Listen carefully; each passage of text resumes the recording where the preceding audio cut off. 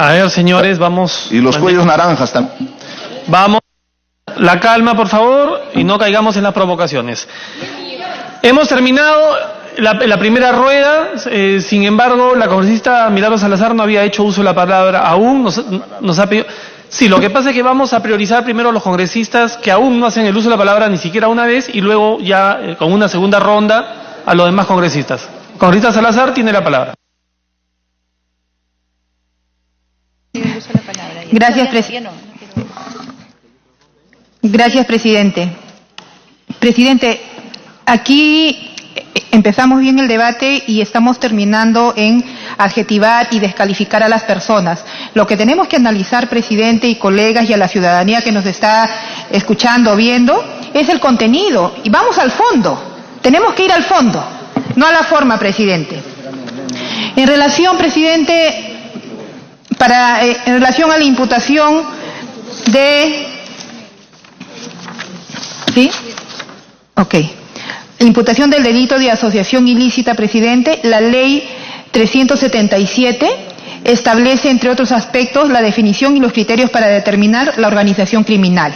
Ya lo hemos dicho, pero parece que algunos colegas no entienden cuándo califica una organización criminal. Y dice que una organización criminal es cualquier agrupación de 3 o más personas que se reparten diversas tareas, funciones, cualquiera sea su estructura o ámbito de acción. Asimismo, presidente, en el acuerdo plenario 1/2017 del Pleno Jurisdiccional de 2017 de la Sala Penal Nacional y de los Juzgados Penales Nacionales, precisa la configuración de una organización criminal necesita de una estructura la cual proviene de los elementos normativos de reparto de tareas o roles, así como la propia exigencia de una organización de el actuar de manera organizada, sistemática y permanente. Entonces, una organización criminal, presidente, tiene que tener 4 criterios. Elemento personal, que tiene que ser 3 o más personas. Elemento temporal, caracteres estables o permanentes. Elemento teológico, desarrollo de un programa criminal. Elemento funcional, designación y reparto de roles. Y el elemento estructural, que engarza o articula todos estos componentes. En el informe final, presidente, se ignora el elemento de análisis de los hechos que configurarían una organización criminal que integraría el fiscal Gonzalo Chávarri. Y cuál era la función que él participaba dentro de la organización criminal. En el informe no dice, presidente, y no precisa cuál era su función, qué actividad hacía, con quiénes coordinaba. Absolutamente no hay ni una sola evidencia en relación a ello, presidente. Entonces, tenemos que tener en claro, presidente, que ¿quiénes son los presuntos integrantes de la organización criminal? Dice, en el informe está, no aparece. ¿Cuál era la finalidad de la misma? Tampoco aparece. ¿Cuál era el rol? Tampoco aparece. ¿Quién era el jefe? Si él era el jefe, el subordinado, tampoco precisa en el informe, presidente. El otro punto que también lo consideran dice, por la amistad. O sea, un elemento de la organización criminal dice, la amistad con César Hinostroza, el apoyo a Chávarri, ¿no? Y por la forma como se hablan, o sea, el llamar hermanito, amigo, padrinito, ¿eso es un elemento para considerar una organización criminal? No lo es. Y eso ya lo ha demostrado la Corte del Poder Judicial de España. Ya lo ha manifestado. Y ellos son independientes, no tienen carga política, no tienen carga ideológica, no están en el Perú, no están a favor o en contra, solamente se han limitado a analizar los elementos que se ha enviado a través de la carpeta fiscal y de acuerdo a esos elementos ellos han tomado una decisión. Así que esos elementos que aquí se esgrime como hermanito, que es parte de una organización criminal, es totalmente falso e inconsistente, presidente. Otro de los puntos y otro de los argumentos acá dice por no haber denunciado al señor Hinostroza y a los miembros de la comisión del CNM. Totalmente falso, presidente. Totalmente falso. ¿Por qué? Porque aquí el señor Chávarri como fiscal, ¿sí?, delegó la responsabilidad para que armara la carpeta fiscal al señor Pablo Sánchez. Entonces, ¿quién tiene la responsabilidad? de no incluir en una organización criminal a todos aquellos que participaron, como son fiscales, como son empresarios, otros jueces. Fue del fiscal Pablo Sánchez, no es responsabilidad del señor Chávarri. Entonces le quieren indilgar una responsabilidad cuando él delegó su función de investigación y de armar toda la carpeta fiscal al señor Pablo Sánchez. ¿Incapacidad del señor Pablo Sánchez? ¿Volado estaba el señor Pablo Sánchez? ¿O simplemente también quiere encubrir a alguien? ¿Quiere proteger a alguien? Y por eso que no hizo una buena carpeta fiscal. El otro punto, presidente, en relación a la imputación del delito de encubrimiento real. El artículo 405 del Código Penal establece que el encubrimiento real se define dificultad de acción de la justicia procurando la desaparición de huellas o pruebas del delito u ocultando los efectos del mismo. Entonces, ¿cómo es que el señor Chávarri ha cometido semejante infracción? Según el informe final, se refiere increíblemente a estas pruebas. Dice, haya removido sin justificación a los fiscales Rafael y José Domingo Pérez. Dice que no hay justificación. Y cuando él presenta y sale en El Peruano la justificación de la remoción, está amplísimamente detallado la justificación por qué los remueven. Entonces, no sería en todo caso la primera denuncia que le hagan al señor Chávarri. Le hubieran hecho primero por haber removido al señor Hamilton. Cuando lo removió el señor Hamilton solamente habían 2 párrafos. Ahí nadie saltó, ahí nadie presentó denuncia, ahí dijo que estaba vulnerando, nadie dijo nada, felices todos de que lo remuevan al señor Hamilton Castro. Pero cuando sí lo remueven a sus amiguitos y especialmente del presidente Martín Vizcarra, que tuvo que venir desde Brasil a defenderlos, ahí sí todo el mundo se pone de costado. Todo el mundo no dice nada. Y ahí dicen que hay autonomía de los poderes del Estado. Por favor. Punto 2. Haya solicitado información sobre el citado acuerdo, con el cual se habría contaminado el proceso de colaboración eficaz. ¿Acaso la congresista Rosa Bartra no ha puesto un video donde el señor Vela se presentó en la comisión y dijo que no iba a haber secretismo? Que iba a informar sobre el acuerdo primero y el nuevo acuerdo para que la población vea y cautele. ¿Acaso él no lo dijo? ¿Acaso él no tuvo la disposición de aperturar el acuerdo? ¿Qué cambió? ¿Qué cambió desde esa declaración y la posición de ahora? ¿Presión? ¿Favoritismo? ¿O le van a dar un cargo de fiscal más adelante? A ver, ¿qué responde el señor Vela? Entonces, fuera de los hechos indicados, no constituye en sí mismo actos de encubrimiento real. Se ha procurado la desaparición de pruebas o se ha ocultado el efecto de las mismas. Esta tesis, pues, no reviste sustento alguno, presidente.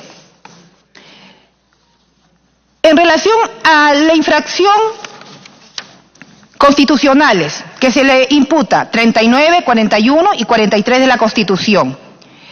Entonces, dice que el máximo representante del Ministerio Público solicite informes a cualquier fiscal del territorio nacional sobre el ejercicio de sus funciones, más aún en un caso tan mediático y tan complejo que ha golpeado a todo nuestro país, es importante y se tiene que pedir informes. Es el fiscal de la nación. No está pidiendo que varíe el informe, no está pidiendo que excluya pruebas, no está pidiendo que no dé declaración, no, simplemente está pidiendo un informe, como cualquier funcionario de jerarquía mayor tiene que pedirlo. ¿Dónde está la prueba de que ha pedido que cambien el informe? ¿Dónde está la prueba? ¿Dónde está la evidencia donde diga que no hagan A, que no citen a E, que no citen a cuál? No hay nada absolutamente, presidente. Y aquí también he escuchado a un colega que dice, tenemos que sintonizar con la población. Tenemos que sintonizar con la población. O sea, nuestros votos tienen que ser en sintonía de la población. Entonces yo pregunto, pues, aprobemos el CAS, aprobemos al tercero pasarlo a nombrados, aprobemos el fortalecimiento de salud, aprobemos todo lo que pasa acá. Si es que es el criterio de sintonizar con la población, entonces para algunas cosas sí sintonizamos y para otras cosas sí no sintonizamos. Qué gracioso, qué graciosos, ¿no? Entonces la sintonía de nuestros votos es por la población y no es por un criterio de conciencia y un criterio técnico del informe. O sea que el informe, ¿para qué lo hizo el congresista Cheput? O sea, no sirve pues el informe, porque tenemos que sintonizar con la población. Una población que está distorsionada de la información. ¿Por qué? Por titulares, porque hay algunas personas que distorsionan la verdad. Otra de las cosas que han dicho, hablan de blindar. Pero aquí, por ejemplo, he escuchado a los congresistas que dicen, no, respetamos la posición de los congresistas, tenemos dos posiciones, respetamos. Sí, respetan, ¿no? Pero cuando salen a los medios, ahí sí, ya no respetan. Dicen que estamos blindando. Entonces yo preguntaría, ¿y ustedes a quién están blindando? ¿A IDL? ¿A las ONG? ¿Al presidente Martín Vizcarra, que tiene 46 denuncias? ¿Que tiene financiamiento de campaña? ¿Que ha beneficiado a Alteza? ¿Que ha beneficiado a Conirsa? Entonces están blindando a ellos. Desde el gobierno de Toledo, presidente, todos los aliados se unieron y nos decían que ellos eran los partidos políticos que luchaban contra la corrupción. ¿Y qué resultó Toledo? ¿Qué resultó Ollantumala? ¿Qué resultó PPK? ¿Qué resultó Vizcarra? ¿Qué resultó Susana Villarán? ¿Todos aquellos no los apoyaron? ¿Quién le apoyó en la segunda vuelta a PPK, presidente? ¿No la apoyó APP? ¿No la apoyó Frente Amplio? ¿No la apoyó Verónica Mendoza? Y siempre los que ellos apoyan, siempre al final salen con denuncias de corrupción. Entonces no hay que creerles, pues. Ellos no tienen la capacidad para creer que están luchando por la democracia y por la lucha contra la corrupción. Porque a todos aquellos que han dicho que apoyen, todos están más embarrados, presidente. Entonces, aquí, presidente, lo que tenemos que tener es criterio técnico y criterio ético. El criterio técnico en función a las pruebas y a las evidencias. Y el criterio ético no se regala en la esquina, viene de casa, presidente. Y cada uno tendrá una responsabilidad a la hora de emitir su voto. Yo no sé cada uno de los colegas congresistas cómo votará, pero tampoco puedo ser tan alegremente decir han blindado. Cada uno analizará de acuerdo a su capacidad, de acuerdo a su conciencia, de acuerdo a su criterio ético. Pero por el hecho de que nos salgan portadas o que supuestamente salga una marcha para que nosotros votemos como les gusta, y lamentablemente, presidente, ese no a Keiko siempre nos ha vendido gato por liebre. ¿Y cuándo va a asumir su responsabilidad? ¿No metió gato por liebre con Toledo? ¿No metió gato por liebre con Humala? ¿No metió gato por liebre con Susana Villarán? Entonces podemos creer que ellos tienen la capacidad y la credibilidad para hacer un análisis jurídico, técnico y político. También nos preguntaríamos, ¿no nos están vendiendo gato por liebre en esta vez? Y lamentablemente utilizan la buena fe y la buena voluntad de la ciudadanía, que sí verdaderamente quiere gente honesta, que sí verdaderamente quiere que se acabe con la corrupción. Pero esta misma gente que más de 20 años está abanderado de la lucha contra la corrupción y al final son los que están vinculados directa o indirectamente con los corruptos, eso no tiene credibilidad moral, presidente. Entonces, acá nadie ha perdido la capacidad de indignarse. Lo que acá yo veo, presidente, que acá se ha perdido la capacidad de decir la verdad. Acá hay colegas que dicen mentiras, pero son tan frescos que cualquiera que los escucha les cree, pues. Entonces, eso es lo que tenemos que reflexionar. Entonces, presidente, mi voto va a ser técnico y de conciencia. Yo no me voy a dejar llevar por discursos baratos, por discursos populistas, por discursos que quieren desacreditar a la persona, y lo que tenemos que discutir aquí es el contenido, no las personas, presidente. Muchas gracias. Ok, hemos concluido ya el rol de oradores. Me han pedido el uso de la palabra por segunda vez 3 congresistas, congresista Costa, Arana y la congresista Barta. ¿Ya no? La congresista Costa, yo sí le pediría lo único, tratar de ser lo más conciso posible, por favor, porque ya hemos extendido demasiado el debate. Entiendo, gracias, presidente. Primero, me pido una interrupción al congresista Cheput, por favor, presidente. Congresista Gracias. Cheput, tiene la interrupción. Gracias, presidente. Lamentablemente parece de que algunos por falta de tiempo no han leído el informe, señor presidente. En la página 35, cuando se habla de los argumentos de la denuncia contra el doctor Gonzalo Chávarri, se plantean, en el caso específico de organización criminal, se plantean 4 hechos. desde haber mantenido una estrecha amistad con el juez supremo César Inostroza, haber apoyado al denunciado en su proceso de ratificación como fiscal supremo ante el Consejo Nacional de la Magistratura, el tema de los cuellos blancos, y que el doctor Pedro Chávarri, en su calidad de fiscal de la Nación, habría omitido dolosamente denunciar al ex juez supremo César Inostroza y a los ex consejeros del Consejo Nacional de la Magistratura. O sea, no tiene nada que ver con el proceso de elección que mencionaba el congresista Mulder en el caso de Pablo Sánchez. Pero por otro lado, entre las páginas 38 y 41 aparecen una serie de hechos en los cuales se plantea por qué se le está denunciando por organización criminal al señor, y en el lado derecho los descargos. Segunda interrupción. Y en uno de esos descargos se indica lo que mencionaba el congresista Mulder, que aparece en un acta en el cual el propio fiscal Pablo Sánchez, como Zoraida Ábalos, habían planteado la elección del señor Chávarri. Pero ahí no queda el asunto, señor presidente. En la página 45, cuando se habla de los argumentos de la denuncia contra Tomás Gálvez Villegas, dice a la letra, ¿no?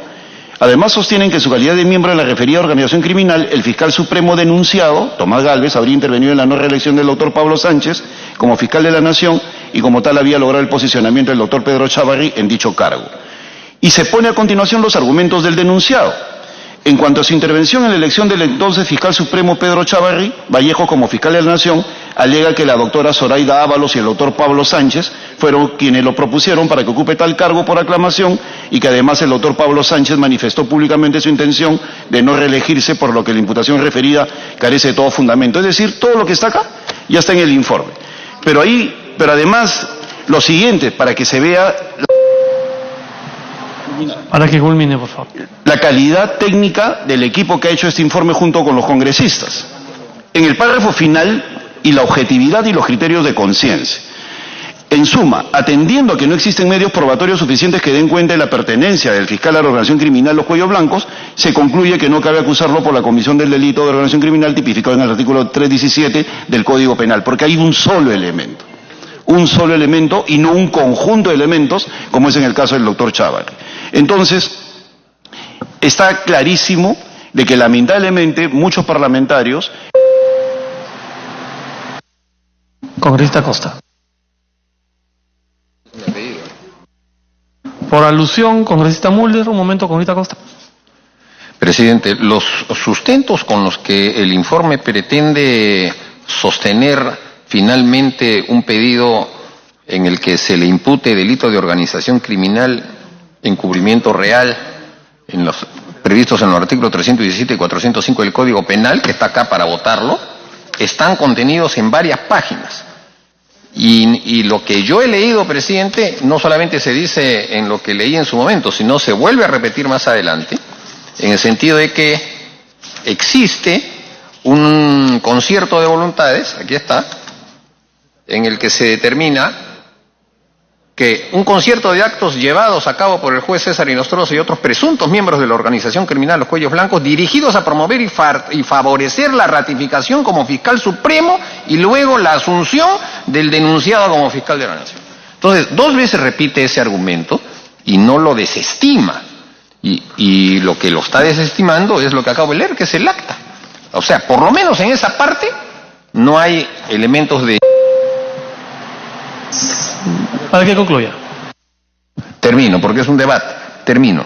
Y en lo que se refiere a manifestar que había una relación de amistad, el mismo informe está desestimándolo, porque dice que lo único que queda como posible análisis es lo que se refiere a la supuesta adulteración de notas en el Consejo Nacional de la Magistratura. Es decir, es el único elemento que se sostiene, según lo que el mismo informe declara, para poder hacer imputación de organización criminal. Entonces, a mí me parece, presidente, que eso merece explicaciones extra, ¿no? Congresista Costa. Gracias, presidente. Comienzo haciendo una aclaración. Se ha dicho que el acuerdo de colaboración eficaz no se ha hecho público. Se ofreció en su momento a través del fiscal Vela Barba. El acuerdo no se puede hacer público antes de su homologación, presidente. Una vez que se homologa, esto se traduce en una sentencia condenatoria y puede ser utilizada como elemento de prueba en las investigaciones o como prueba en juicio oral. De manera que en ese momento se hará público. Sin menoscabo de ello, tanto los fiscales del equipo especial como el procurador ad hoc para el caso de Odebrecht, en el momento en que suscribieron el acuerdo con Odebrecht, hicieron público las líneas generales y ahí nos enteramos de los proyectos que estaban involucrados, del monto de la reparación civil, etcétera, etcétera, por razones de transparencia. Pero el hecho de que no se haya hecho público todavía tiene que ver con el... ¿Me permites una interrupción para una acotación? Porque los hechos son los hechos, presidente. Por excepción. Presidente, no es verdad que el criterio haya sido de que hay que esperar que lo homologuen. Aquí está el oficio firmado por el fiscal superior coordinador Rafael Vela Barba, en la que, a pedido de la Comisión Lavajato, dice: se solicita muy respetuosamente, después de argumentar que efectivamente aquí está ya el acuerdo, que por su intermedio se sirva remitir en sobre cerrado que se adjunta el mismo que contiene copia del acta fiscal de coordinación superior de entendimiento mutuo para la culminación del procedimiento de colaboración eficaz suscrito el 2 de agosto del año 18. O sea, el fiscal Vela Barba lo está remitiendo al Congreso de la República, al pedido que hizo la congresista. O sea, no es que sea tan secreto, porque ya lo tenía la comisión. Seguramente es un resumen ejecutivo, porque el acuerdo consta de más de 1000 páginas, está en proceso de homologación, y una vez que sea homologado, se convierte en elemento de prueba en las investigaciones o en una prueba en juicio oral, de manera que se hace público en ese momento. En segundo lugar, presidente, se ha dicho que el fiscal Chávarri podía separar a los fiscales del equipo especial, y eso es verdad, podía separarlo. El cuestionamiento a la decisión es que esa separación fue inmotivada, injustificada y arbitraria, porque son separados del equipo especial no porque estuvieran haciendo mal su trabajo, sino porque estaban haciendo bien su trabajo. Lo separan a 11 días, el 31 de diciembre, a 11 días de que se firmara precisamente el acuerdo de colaboración eficaz con Odebrecht, es decir, que se ratificara en Brasil, porque ya se había firmado acá un acta de entendimiento inicial. Y eso es lo que lleva, presidente, a que se configure un delito de encubrimiento real y personal. Real porque si no se firmaba el acuerdo de colaboración eficaz, las nuevas pruebas que iba a entregar Odebrecht no las iba a entregar, y las que ya había entregado perdían valor jurídico. Es decir, no era posible, porque esas son las reglas de la colaboración eficaz. Es decir, si no se cierra un acuerdo, todas las pruebas que se han ido remitiendo en el proceso no pueden ser utilizadas en juicio.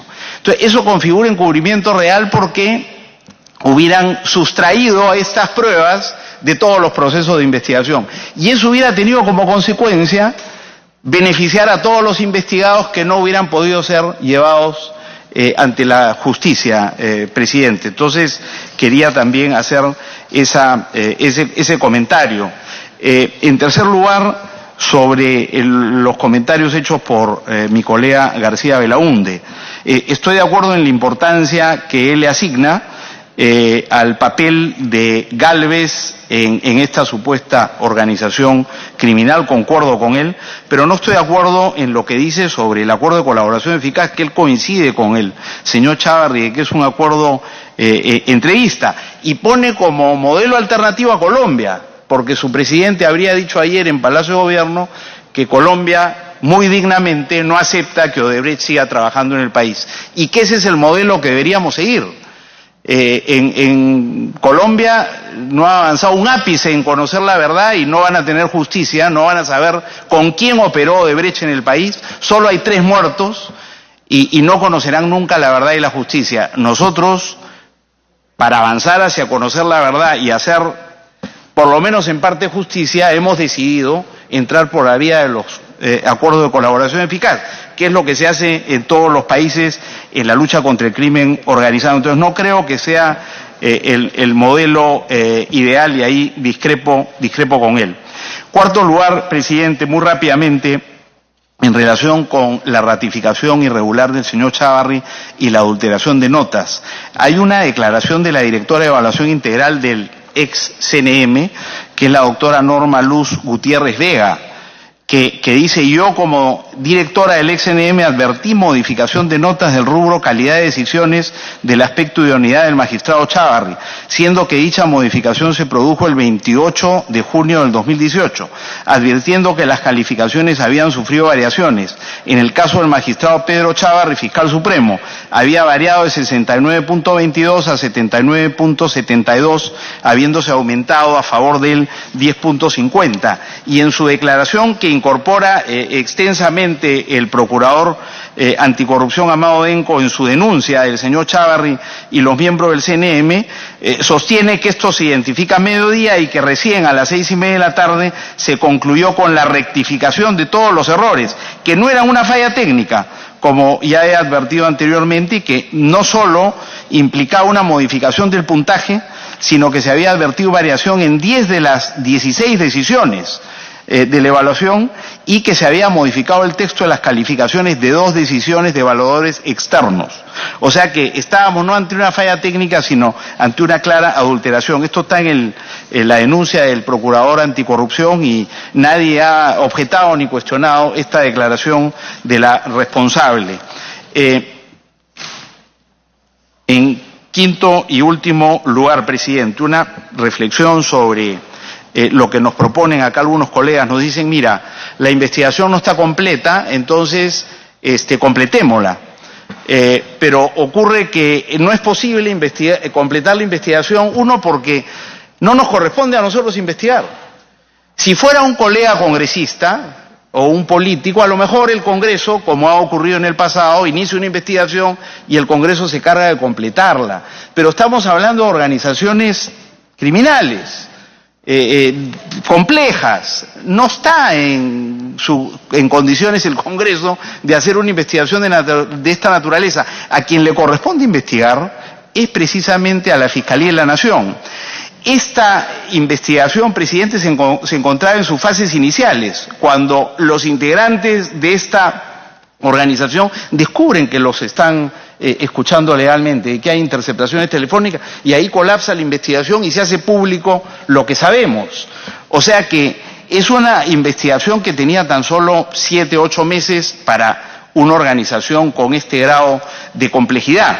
Y por eso tenemos lo que tenemos. La pregunta es, presidente, si nos quedamos con eso y decimos insuficiente, o si respondemos al pedido de quien tiene que investigar, que es el Ministerio Público, y decimos: bueno, acá no estamos ante una persecución política o ante una reacción ante estos funcionarios públicos por el trabajo que realizan, una perturbación de su labor y de sus responsabilidades. No, estamos ante hechos que ameritan ser investigados. Y entonces eso es lo que hay que hacer. Pretender que tenemos que tener toda la investigación y las pruebas acabadas, cuando eso lo que corresponde es que acopie esos elementos probatorios la Fiscalía de la Nación antes de hacer la denuncia, ¿no es cierto?, ante la Corte Suprema de Justicia. Es eso lo que se exige de nosotros en este momento, presidente, no que concluyamos una investigación que no nos corresponde, sino que le corresponde al Ministerio Público a través de la Fiscalía de la Nación, por tratarse de funcionarios aforados. Y en relación, y con esto termino, con las infracciones a la Constitución, este es un asunto que tiene que ver con el juicio de cada cual. Si consideramos que Chávarri y Gálvez actuaron de acuerdo a lo que preceptúa la Constitución, lo que espera la Constitución de un funcionario, de un alto funcionario, de un fiscal de la Nación y de un fiscal supremo, lo que espera la Constitución, o si actuó muy lejos de lo que ella solicita. Yo creo que no hay ninguna duda sobre esto, y por eso respaldamos la recomendación del informe de que se les destituya e inhabilite. Pero en todo caso, en relación con esto, estamos ante un juicio de cada quien. En el primer caso estamos ante la necesidad de habilitar una investigación que está en sus fases iniciales, y no corresponde que el Congreso obstruya esa investigación, sino que dé luz verde para que pueda concluir satisfactoriamente y se aclaran si hay o no responsabilidad penal de los involucrados. Gracias, presidente.